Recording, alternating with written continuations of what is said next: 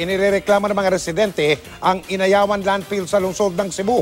Napakabaho raw kasi ng amoy na nanggagaling doon. Cebu City Mayor Michael Rama nimando nga sirhana ang sanitary landfill sa Barangay Inayawan ning Dakbayan sa sunod semana. The Inayawan sanitary landfill has operated for 13 years.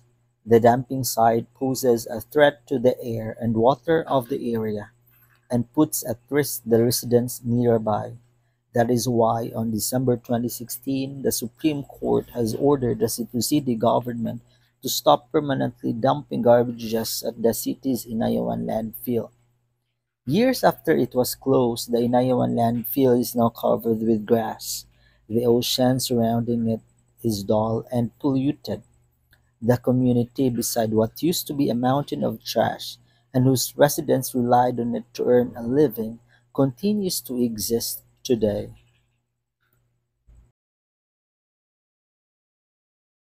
Dahil naging sa una nga napaang basura kay kanang bisan ginagmay among kita pero kanunay man dili jud mi mahutnan og bisag na jud mi kapalit og kinahanglanon sa balay sa wala pa nasira ang basurahan.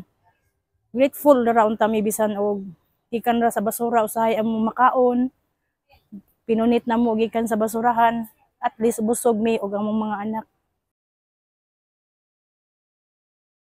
Kami halos tanan diri arila na lang mo ilabay sa kilid-kilid ang amoang basura kay wala may schedule ang barangay na mo kuha sa among basura diri, walay truck garbage kay tungod sa amoang dalan na perteng batia. Ang basura usa sa nakaapekto namo kay gumikan sa mga bata sa among mga anak nga dali ra masakit, maoy hinungdan sa ubo, sipon, gumikan wala kami katarungan og kalabayan sa among basura.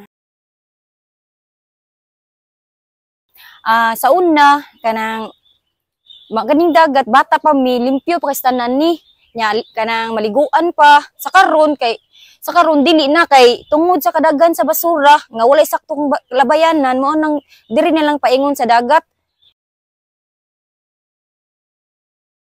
Ako isip garbage collector, lisod yun ang atahas para nako. Kay ako pa may mo segregate sa mga non-biodegradable o biodegradable. Mo nang ang uban mga panimalay dili mag-segregate daan para among trabaho madali ra. Walay truck diri nga mukuha gid sa basura namo. Sukad ako dugay naman ko diri gud mag-15 ako ka tuig. Wa gyud ko kahinumdum nga naay truck ra bisig sa barangay na lang nga nanguha og basura diri sa mua, wala jud. Ya parte po diri sa dagat kanang mga plastic diri nga mga sagbot sa dagat nga naabot sa daplin dili na ingon nga diri ra na gikan ng sagbota. Mga anod na nga inigbalik iniguna sa dili sad ang tanan makuan mo nang mahabilin mo nang tan-aw sa daplin sa dagat say diri sa mua. Hugaw jud.